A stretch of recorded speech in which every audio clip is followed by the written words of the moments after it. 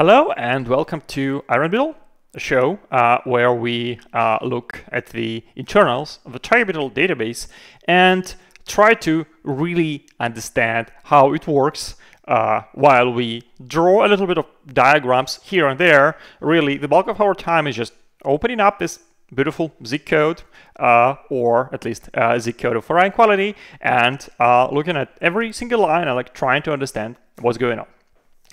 And today is exciting because I hope we'll be finishing compaction. I mean, I promised last time that last week was the last day where we did with compaction, but well, it wasn't the last day last week, but probably it is today. Okay, so let's try to recap where we are. We are inside compaction. The goal of the compaction is to move tables from upper levels of our LSM tree to lower levels of our LSM tree. Compaction is paced. There is a certain rhythm to compaction. Specifically, one round of compaction finishes in 32 requests, which is called a bar. And a round of compaction means that for every layer, we sync one table from this layer to a layer below, if we need to. So how does it work? We split bar in two halves. In the first half, we compact odd levels of our LSM tree. In the second half, we compact even levels of the LSM tree, so that by the end of the bar, we have free space in level 0, which we can use to ingest the new in-memory table,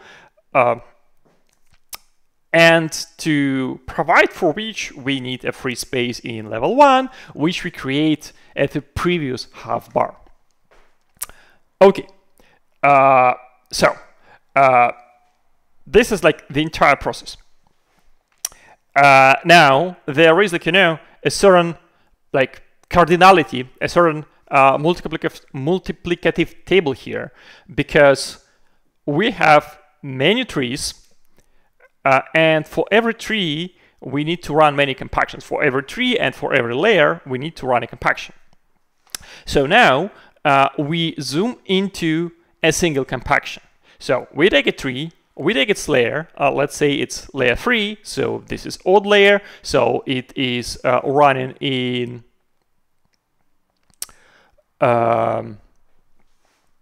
the first half of the bar.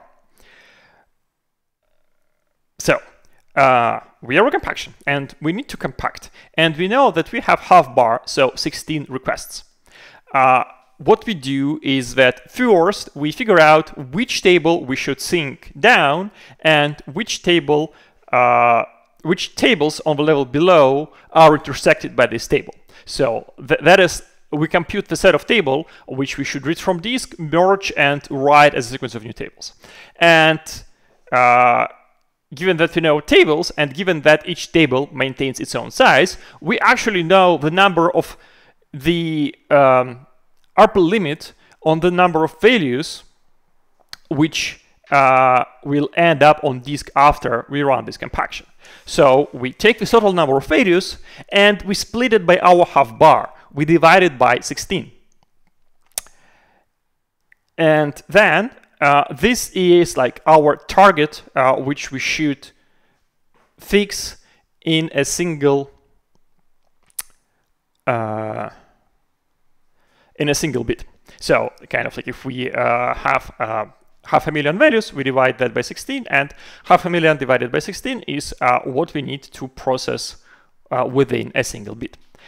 Then we just do this compaction loop where we read values from disk, merge them, write them to disk, and proceed this loop only until we've filled out our quota values. Then we pause and we wait until the next bit. So last time we looked at the actual merge loop in this in the heart of this thing, and we looked at how table builder works. Now we'll basically finish this compaction. Okay, so let's go and open our source code, And like you see, you might spy this like matclat c2 here. So c2 is the name of the branch. It's like compaction 2, and hopefully like we'll do a separate episode for like the new compaction pipeline if I finish it. Hopefully I will. Okay, so let's see target middle, iron middle, jump straight into the code, and I think we were in compaction, and we were looking at the bleep merge. Am I sharing my screen? Yes, I'm sharing my screen. Also, I'm curious if my audio is all right, because I'm actually not sure which microphone I'm using. Okay, I seem to be using the correct microphone. I'm slightly concerned. Well, let me check. Also, mixer, how do you call it? Mix also tools. Just to make sure that, you know, all the right videos are set up correctly. So this is not the one. This is okay. So this is actually not correct, and this should be better. Okay. Yeah. Clear, and go back to bleep merge. And what we ended up at last time is this check and finish blocks function.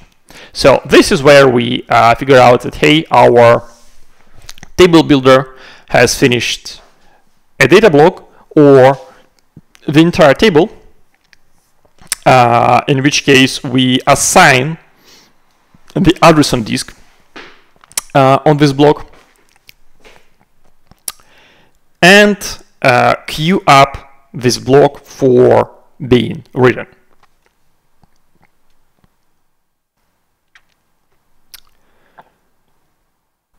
And return. Okay. Then we release table blocks. What is release table blocks? Okay, yeah. Then we mark the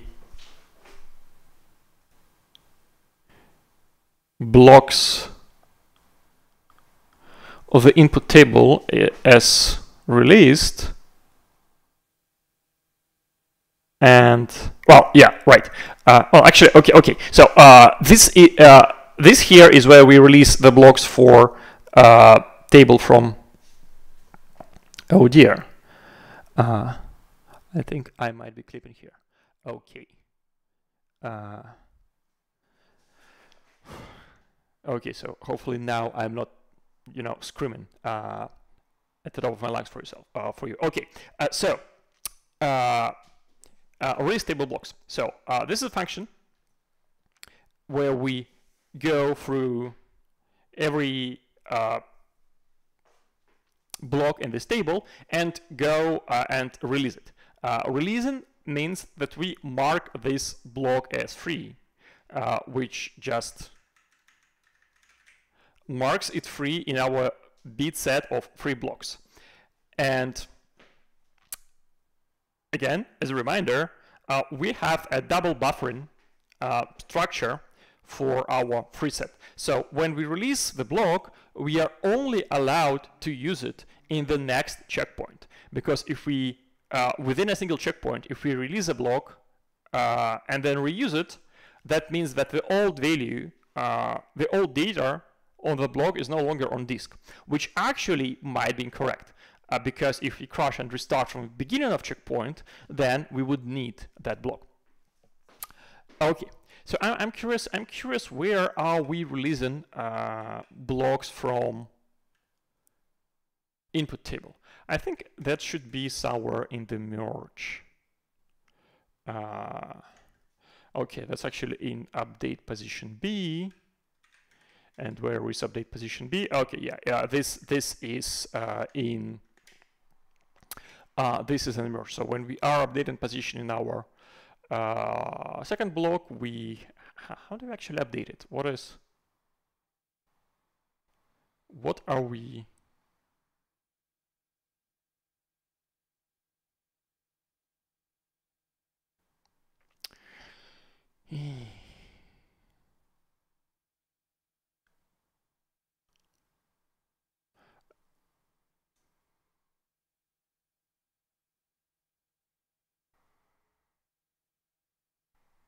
Okay, so yeah, so if we passed some values in memory, we update our in-memory index. Otherwise, we update our index of the values table. And if this was the last value block from the index table, we update our position in the index table. So kind of like to make this slightly clearer, let's look at the definition of the position. So this is where we are in the compaction index block. So level B has many tables, and index block is, well, the index of the index block or the table which we are currently merging. Then value block is the index of a value block within this table, and then value block index is the index of a particular value inside that block. So probably, I would probably call it like, actually table index, then block index, and then value index. And oh dear, this are actually, okay.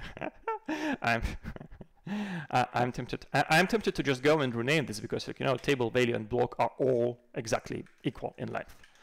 Okay, so that was a slight distraction to learn where we release in table block. So this is when we do this for table A, for table B, and for table A, because we only have one table on level A, we do this at the end of our merge and the entire compaction. So yeah, then we call deactivate and callback, and I actually don't really understand what means deactivate. I guess we just set stage to 0 maybe. Well, we don't actually set the stage here. Yeah, so it feels like we actually just go and click. Oh no, this is what we are deactivating. We are setting merge to 0. We are saying that, hey, okay, merge no longer goes. And then we invoke the callback, and the callback, as a reminder, is advanced pipeline here.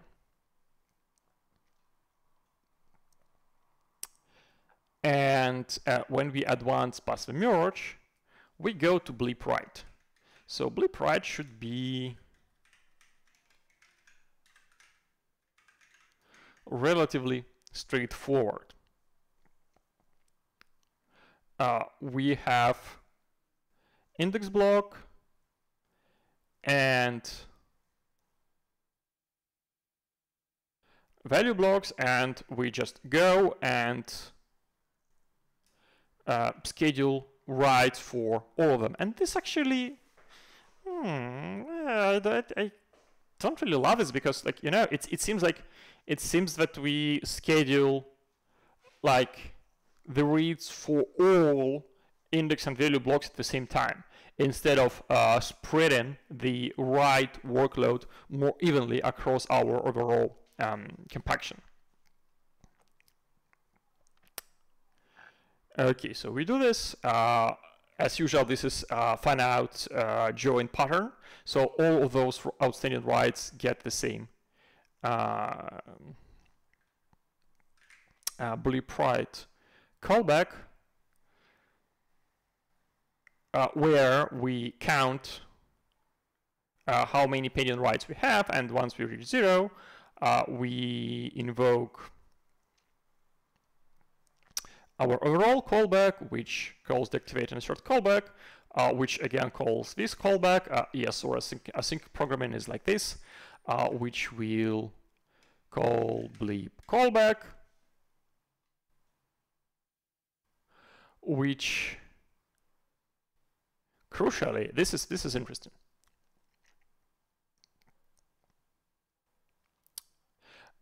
Okay, so let's take a closer look here. So this is this is maybe exhausted thing, which tells us when the compaction has finished. And let's see how this is called. So how do we get? Okay, we get exhausted from here and deactivated and exhausted. We say this only for the merge. Okay, so once we finished merging, we actually know whether we finished this compaction or not. Okay.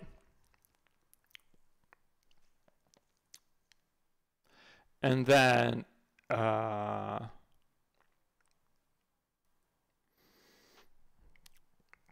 we unset this compaction from our active set. So we said, okay, this compaction is no longer running. And then we call advanced pipeline. And here, okay, am I correct that we were unsetting bar active? And here where do we unset beat active?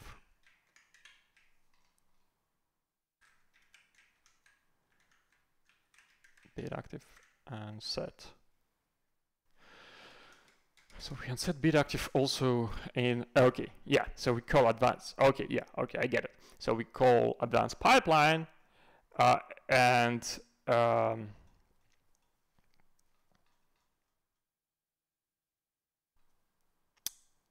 eventually we get to self-state draining. Where do we set draining? Okay, we don't set draining. This is suspicious. Oh, yeah, right. Okay, so this is actually important part which I have missed. If we have exhausted the beat, then we set the state of our roll pipeline as draining. So okay, now I'm like, you know, at that stage of like the refactoring curve cycle where it feels like I know that like it could be so much easier. Maybe I'm wrong. Okay, so we get, after we exhausted the beat, we are getting in the state draining. So here we only do, yes, here we only do write callbacks. And then if we are not merging anything else, we set ourselves as drained. And when we are drained, we call beat blocks unassign.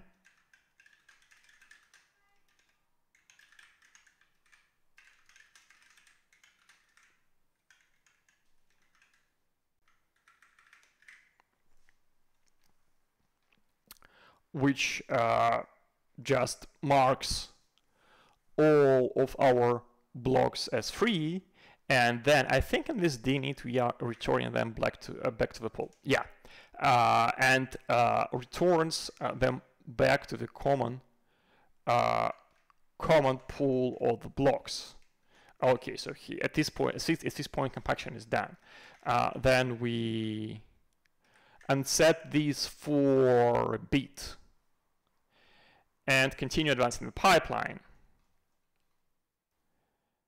And if we finished all the compactions, which should be running in this beat, then we go and forfeit all our grid reservations. Actually, it feels like this actually we could be forfeiting reservations like inside the compaction itself. We don't necessarily need to wait for the whole thing to finish. Anyway, then we like call the final callback of the pipeline, and the compaction is done. Which is like, I mean, yeah, this, I admit, this totally sounds like we call callback, and then we call callback, and then we call callback, and then we call callback, and then we're done. Which is what it is. So let me try to explain once again, trying to wave my fingers furiously. what actually happens here. Okay, so kind of like well, let's first zoom into a single compaction. A single compaction needs to read a bunch of blocks from level A, read a bunch of blocks from level B, merge them, and write the results to level B. What is the concurrency here? Like where this is harder than just, you know, linear sequence of like us doing one thing and then the other thing. Well, first of all, we have this pacing across bar bits structure. So we don't read through all of the blocks. We have a certain target of like which part of input we should process, and we stop after processing that part. The second concurrency, like instance of concurrency where this happens, is that this, like, you know, all our input and all our output is actually chunked in blocks. So when we do read, merge, write, we actually could do them in a pipeline. So we could be at the same time reading and merging and writing blocks. And this is like this pipeline structure and this advanced pipeline thing which we have seen. So we start reading things, and after we have read things, we go and start merging them, and also we go and start reading the first dash. Actually, I realized that this bit I don't quite get, so let's zoom in and see here. So we have this advanced pipeline which coordinates everything, and then we have slots. So a slot is like this, like read, merge, write. So let's see how we fill the slots. On the first iteration, the slots are empty and we are fitting, so we skip this. And fill the first slot with the read operation. And then read operation completes. And we go into this dispatch loop again. And for this first slot field count is 1 at this point. For this first slot, we then transition it from the read to the merge operation. At the same time, we still has the second slot. So we start the second slot in the read operation. And increment the number of slots. And then we again go to advanced pipeline, and now we advance the first slot from merge to write, and the second slot from read to merge. And then we start the third slot. And when we start the third slot, we flip our state to full, and then we just, like, you know, go only through this thing. So we like continue running our slots, and then eventually we go and stop our pipeline for a particular compaction. Again, this all is like after we have entered drain, we go to advanced pipeline again, and this time we will go and advance to the next compaction. Okay, so this is basically it. We just like kind of like each compaction. So we run compactions one by one, but each specific compaction we are going to pipe through this pipeline of 3 slots in a pipeline fashion. Okay, so what happens when we call the callback, well, we are, like this all is called from the forest compact.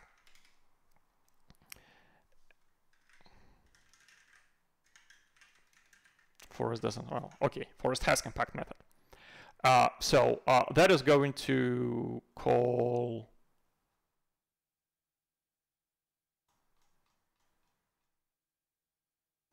compact callback, and once we have done all the compactions, and if this is the end of the half beat, half bar or the full bar, this is the place where we go and actually materialize the set of our new tables, where we actually remove all the table, remove all the old tables, and insert new tables. And this is actually a very useful function to understand, because it, like, you know, it shows you how like the entire thing evolves over time. So bar applied to the manifest. So we have run compaction. Compaction removed some tables and created some tables. And now we need to actually insert this into the data structure, which keeps track of what tables we have. So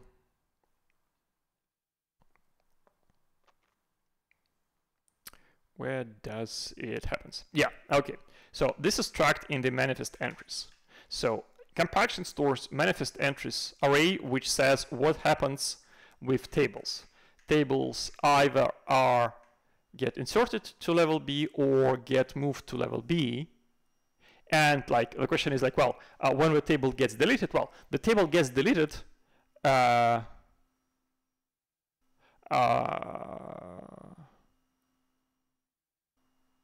okay, no, I don't understand. Okay, I don't understand how it works, because it seems that this only tracks additions of the tables. It doesn't actually track removals. But where, okay, where do removals go?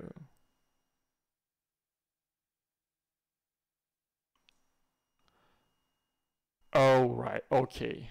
Okay, so this is that snapshot stuff which I kind of like promised not to cover, and which it feels like I have to cover today. Okay, well, let's deal with removals here.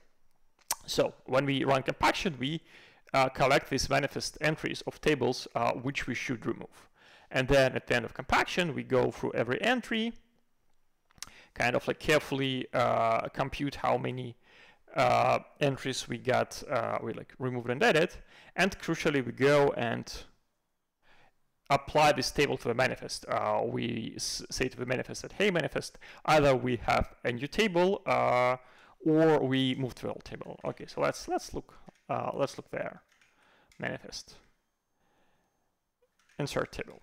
So manifest is an in-memory data structure which says which contains the whole set of our tables. And here we say, hey manifest, now this level contains this new table. Manifest itself is an array of levels, so we go and insert this table into manifest level. Manifest level is just the sorted segmented array. So here we well, it's a parallel pair of sorted segmented arrays. There is an array of keys and the arrays of tables. So we essentially insert our key in the sorted array of keys, and we get the index. And then we use that index into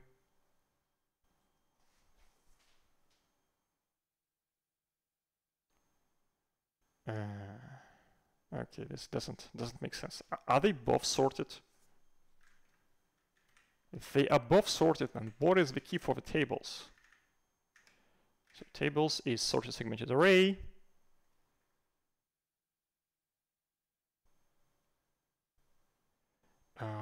Which is sorted.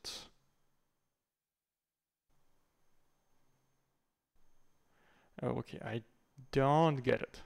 So this says that we sorted segmented array. Oh yeah, we sorted by keymax. Okay, so but then why do we need keys separately?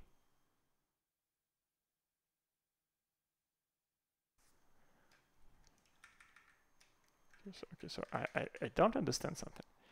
It feels like tables contains table info, and table info contains the same key as keys. So why do we have two?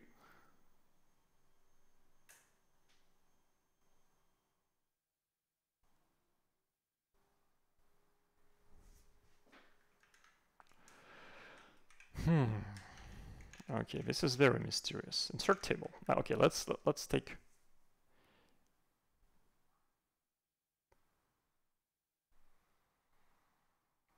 Okay, we get insert an array of keys. We insert an array of tables.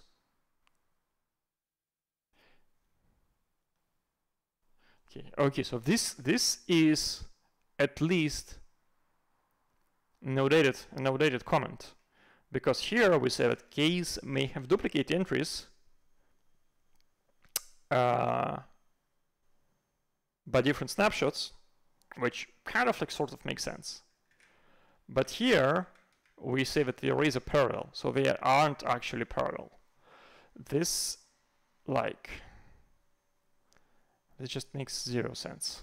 This makes absolutely zero sense to me.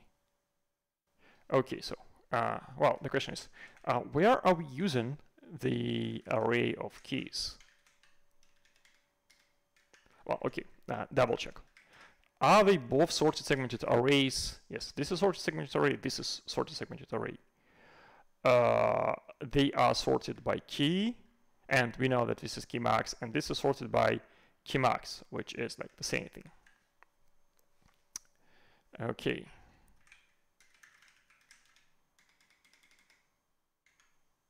So,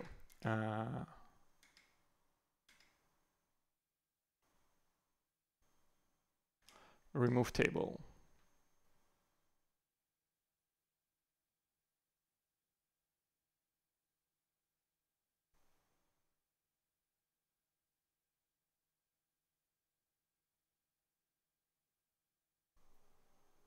It feels like, okay, it feels like remove also could just sort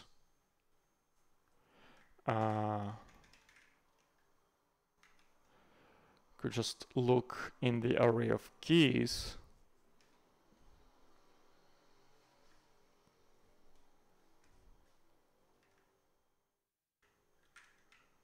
Okay.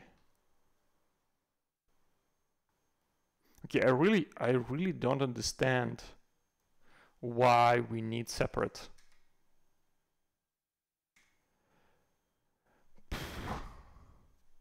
Why we need separate array of keys here? It feels completely superfluous. Because, well, like, yeah, this same thing could be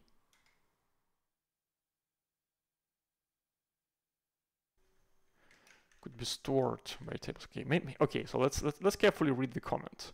Maybe it says why we need two of them.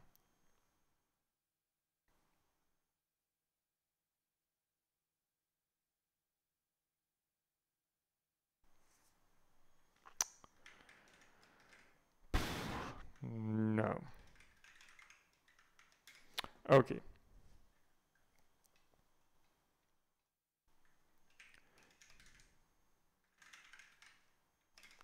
Okay, I'm puzzled. I'm puzzled. I will ask my colleagues why is this, because it seems like there's like extra information here. But well, let's just treat them as parallel. This kind of like makes sense that we insert this thing in the keys, and then we insert this thing in the tables, and then we have snapshots stuff, which doesn't yet fully works. It doesn't yet fully work. Okay, and we include key range. So okay, let's not lock our screen. Let's look at the how do we do move table? Maybe move table is clearer. Well, not really. It's just remove table and then insert table.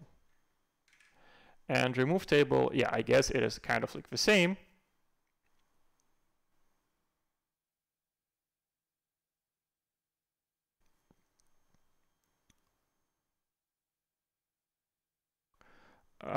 We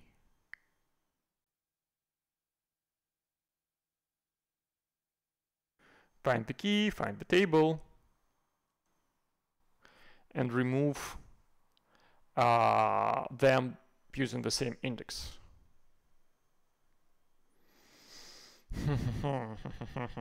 Okay. Highly suspicious, but probably not a bug.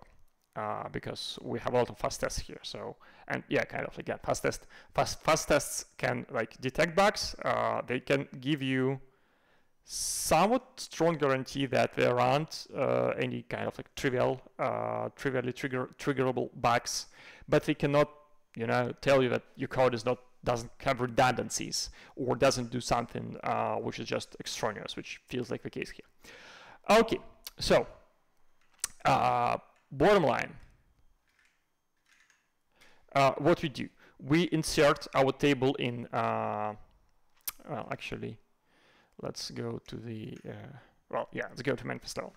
We insert table into this like sorted segmented array of tables, and then we append the table to manifest log. Remember, this manifest is an in-memory data structure, but as any in-memory data structure, it gets into memory from disk. On disk, we don't store sorted segmented arrays. We store just a simple flat list of all the events in the chronological order. And this is what is a manifest log. So manifest log is this representation of this list of blocks on disk. And when we append here, actually, just a second, because Forest needs it for field parent pointer. I think we could actually fix this nowadays. Okay. When we append to the manifest log,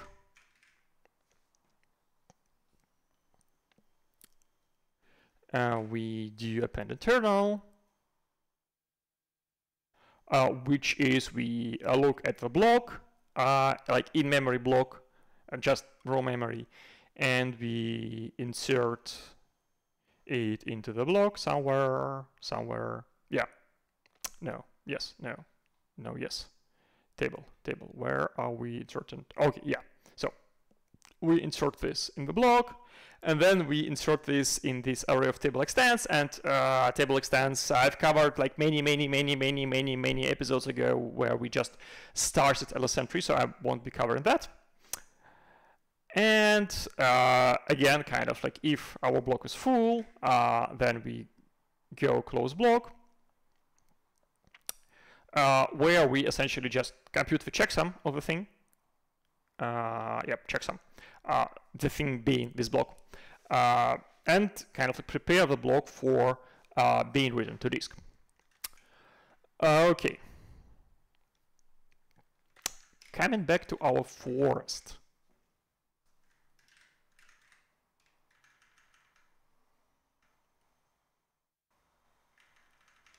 In the compact callback, yes. So at the end of compaction, we go and apply our changes to the manifest. Okay, so I realized that I actually haven't completed that. Bar apply to the manifest. So we covered how we apply removals, so insert table and move table, but we haven't seen, well, insertions, because insert and move, they do insert table. we haven't covered how we remove tables from level B. So let's see this. Remove. Oh, yes. Okay, now I understand why I didn't cover it, because this is remove invisible tables. And this is kind of like our attempt at garbage collection / snapshot, where we... Okay, so let me just say just a couple words about snapshots. Okay, so the idea of a snapshot is that at some point in time, you want to say, okay, so please freeze this state of a database for me, and let me use it later. The cool thing about the snapshots is that they are actually very cheap to maintain, because, well, LSM tree is immutable. So if you, at the point where you create a snapshot, if you just, like, pin the tables and don't remove any tables later, then your snapshot is going to be there. So the general idea about the snapshots is that, well, we maintain the set of pinned operations, and during compaction, instead of like proactively removing a table, we rather just say, hey, please remove all the tables which are no longer visible, which are no longer needed for the snapshots. So if a table is required for some snapshots, we don't remove it, but otherwise it is the same. So that's why in the manifest we have, well, it's not a manifest remove in the visible tables. Well, it is in the manifest. Remove invisible, which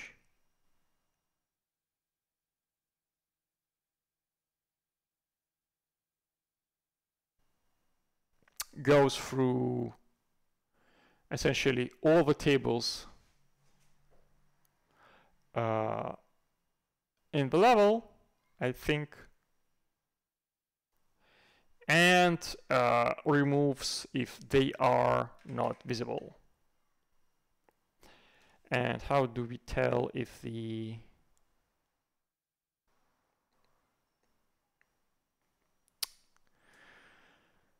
this the table is invisible?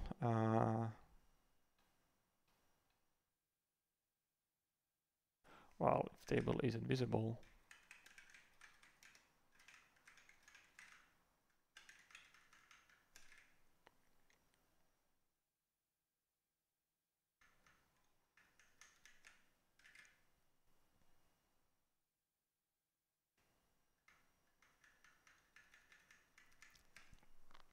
so yeah, I guess, okay, I guess we should be setting snapshot max somewhere, because I think snapshot max tells us when this thing stopped being visible. Okay, so let's see snapshot max. Do we have something like no. Set snap. Okay, yeah. We have set snapshot max. And this, okay, this is update table. Okay. So this is two-phase removal table is two-phase process. First we update table to set a snapshot max, and then we like remove it in like quasi garbage collection. Okay, so I guess our compaction should be calling update table.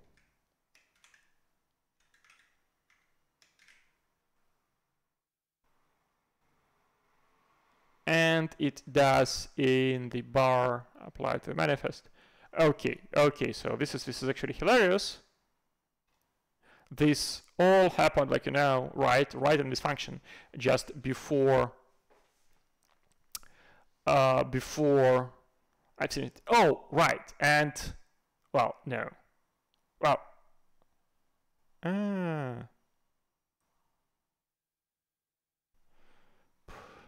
okay, no, yes, okay, yeah. Sorry, I was kind of I was confused about everything here. It seemed that we removed only one table here, and I was going to say, hey, well, we remove only one table because we only have one table on level A, but actually no. We need to remove one table from level A and all tables from level B, and this is exactly what we do. We remove table from level A, and we remove all tables from level B. Again, table A might actually be in-memory table, in which case, well, it doesn't exist on disk, so we don't actually have to remove it. This makes sense. And if it is on disk, well, we go and update the table to snapshot max. Okay.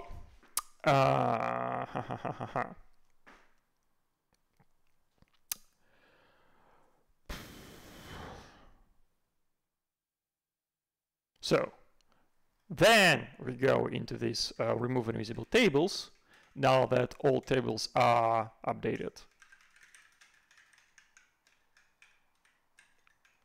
And remove invisible tables iterates through all the tables.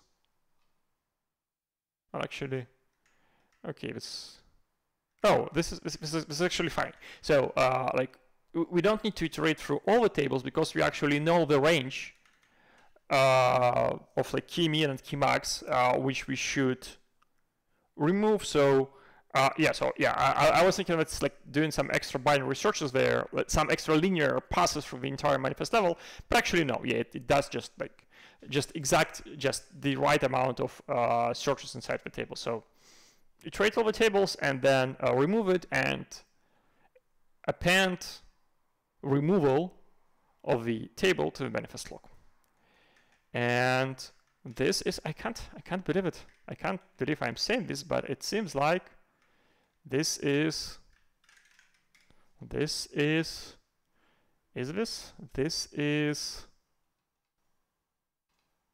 compact callback.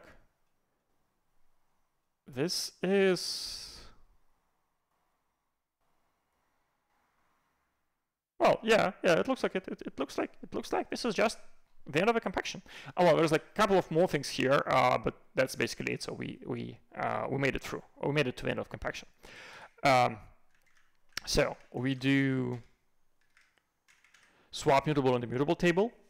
At the beginning of compaction, we sort it and move the mutable table on disk. So now that it is on disk, we actually don't need it in memory. So we say, okay, now this thing is new table immutable, and the old table immutable is the new table immutable. So in the next bar of compaction, we will do this same thing again.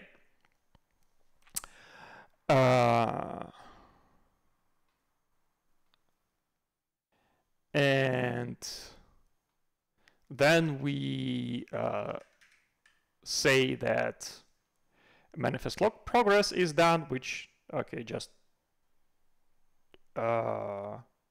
forfeits reservation. And we are basically done. Okay, so this is exciting for two reasons. The first reason is that compaction torture is over. So this is like the hardest part of the trigeminal, and there aren't going to be any more of this like callback, calls callback, calls callback, calls callback, calls callback. I will limit myself to maybe just 2 or 3 levels of callbacks. So yeah, this is done. But more importantly, I think at this point, we actually know more or less every single major part of trigeminal. Really, we covered everything. We covered write-ahead log, we covered consensus, we covered view change, we covered the structure of the LSM tree on disk, we covered the manifest log, we covered tree set, we covered grid, we covered repair protocol, we covered how we do binary search, we covered prefetch, we finally covered compaction. At this point, like probably like even if you were with us from the very first episode, you kind of like forgot everything, but luckily I remember. So I have like very clear picture of like how data goes through the entire system. And I guess the next episode is going to be a grand major recap. we will go and with our newfound understanding of target beetle,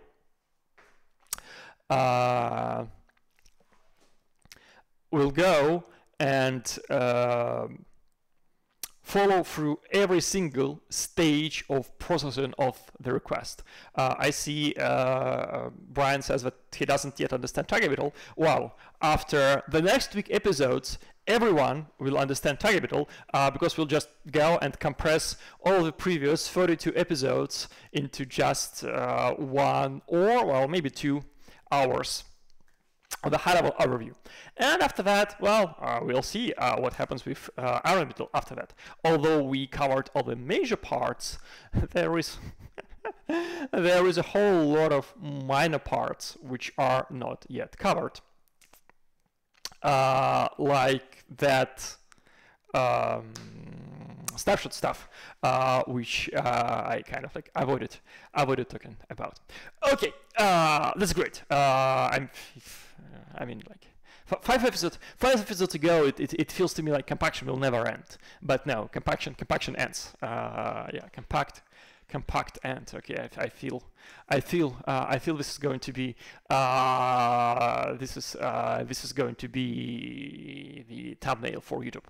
Okay, so that's it for today. Thanks for joining. Thanks for listening. Thanks for bearing with me through this like hugely concurrent slog of a compaction pipeline, and I will see you next week at 5 p.m. UTC live on Twitch, or if you miss it then on YouTube as a recording. Thanks for joining, and goodbye.